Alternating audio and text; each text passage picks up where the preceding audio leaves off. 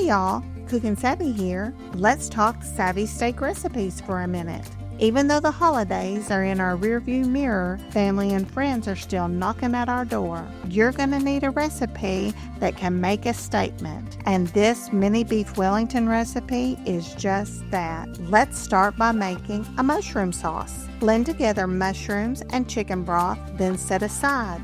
In a skillet over medium heat, melt butter and mix in flour. Slowly add the mushroom broth while stirring. If it doesn't thicken, add an extra tablespoon of flour and stir well. Now stir in garlic powder, salt and pepper, and heavy cream. Remove from heat and set aside. Cube the steaks and mix in 1 cup of the mushroom sauce. Cut each pastry into 6 squares. Moisten the corners of the squares, then bring them together to form a box shape. Place a heaping tablespoon of the meat mixture in each square. Bake at 400 degrees for 15 minutes. Spoon spreadable cheese over the hot squares and top with bacon pieces.